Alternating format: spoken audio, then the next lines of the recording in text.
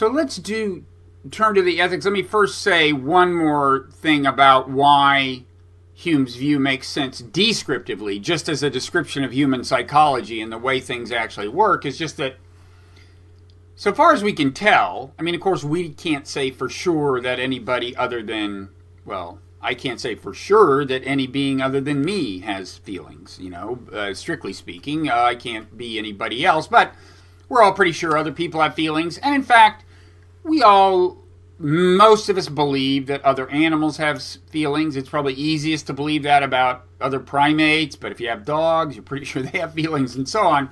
Seems like a good bet that feelings have been with us for a long time in evolution. And what that suggests is that feelings came first, right? I mean, some people would say that feelings go all the way back to the very beginning. So if you see like a primordial bacterium that is drawn to certain things like sources of nutrition and shows an aversive behavior toward things like toxins, for all we know, some very elementary feeling is associated with those. But in any event, we know that we have good reason to believe that as a general matter, feelings come in two broad varieties, attraction and aversion. Right? Like there's positive feelings and negative feelings, and we feel positive feelings toward those things that natural selection wanted us to be drawn to, like food and sex and social esteem, we feel aversion toward things that natural selection wanted us to like avoid, like poisonous snakes, people who are going to kill us, and so on.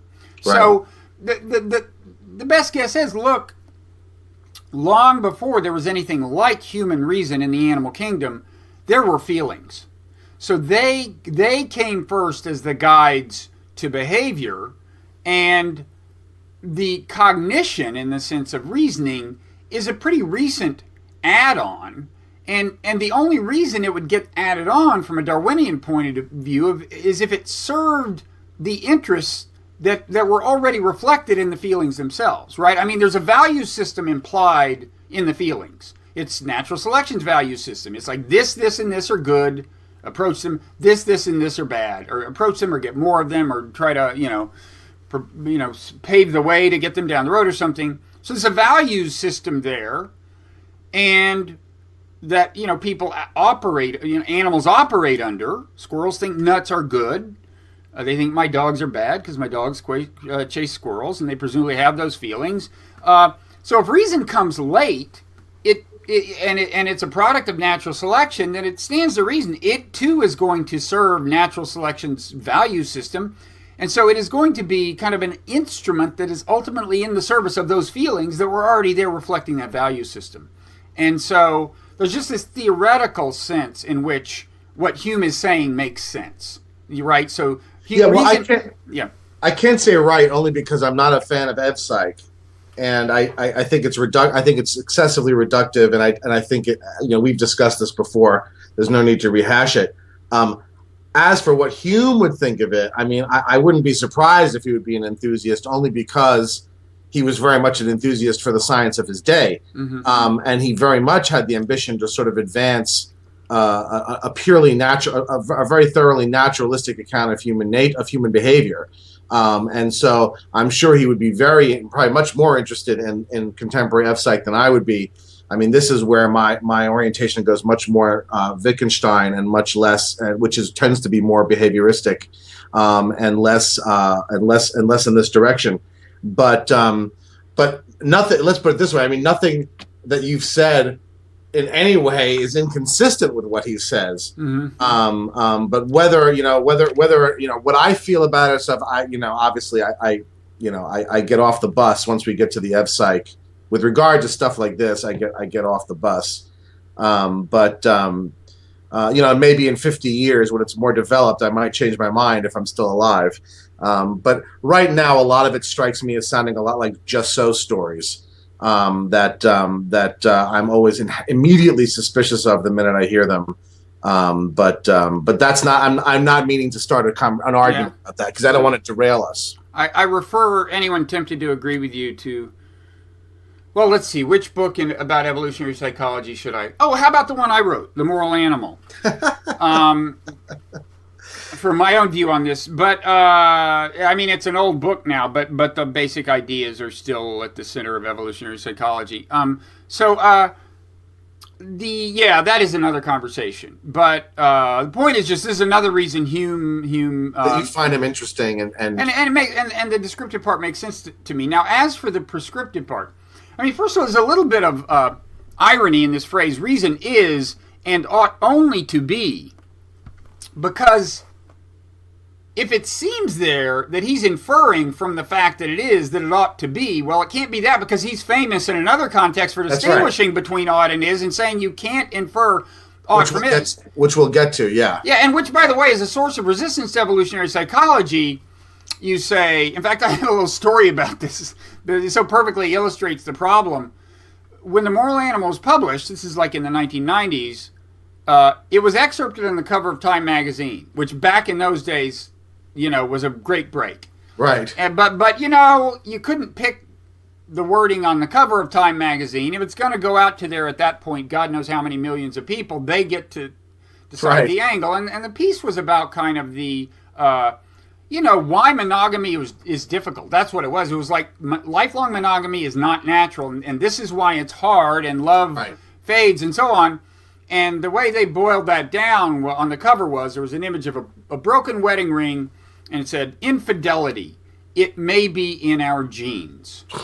And, in some sense that's true, although I didn't mean that unfaithful people are the ones who have the infidelity gene and the rest of us don't. I didn't mean that. I mean, it's in everyone's genes and so on. So anyway, I would go on the road. I went to this one talk show in Seattle where they had this whole audience assembled. It was one of these Oprah-type settings, except it was a local show. Live audience. And like the producer comes in and the host is in there. We're just talking right before about what we're going to talk about. And it suddenly becomes evident to them that I don't believe infidelity is a good thing. They had inferred from the fact that I think it is the case that people are inclined to infidelity that we ought to commit infidelity. So this is exactly what Hume warns against. These guys were totally freaked out. They're like, well, I mean, we're 5 minutes from showtime. They're like, look, first let me say the last thing I'd ask you to do is misrepresent your views on TV. However, if it took a while for it to become clear that you actually don't believe infidelity is a good thing, that would be really nice from our point of view. So anyway, they were hoping that you would think it was a good thing? Of course, they had brought. You know why? So it would be a radical thesis, sort of. No, because they had brought somebody on to debate that with me. There was like a Christian moralist who was going to explain to me why infidelity is not good.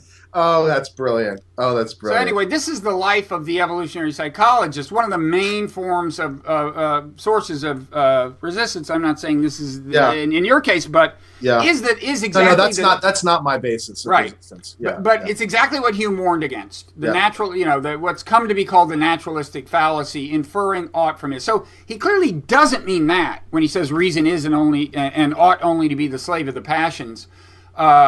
But I guess he sees some kind of connection, and this is the part where maybe you can help me out. I think you don't want to take that too literally. I think what he's doing there is sort of what he's telling you is that you oughtn't think of reason in the older way, right? You oughtn't think of reason in the way that Plato and Augustine and others thought of it, that you ought to understand that reason is a relatively narrow faculty, and that it does not have the kind of preeminence, because you got to remember from antiquity all the way up until the Enlightenment, the notion that man is defined as a rational animal is firmly entrenched in the Western tradition, and also even gets bound up with the Christianization of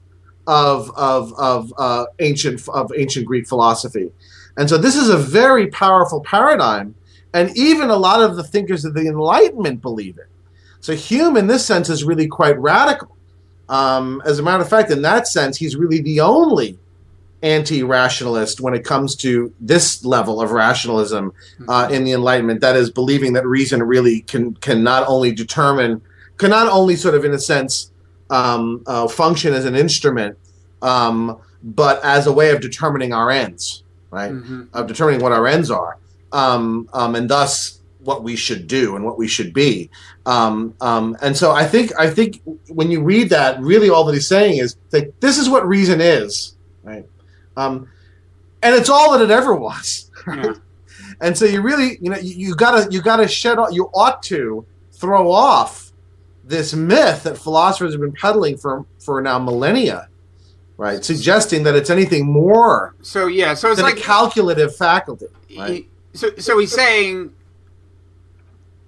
ethical philosophy, ethics by its nature involves preference.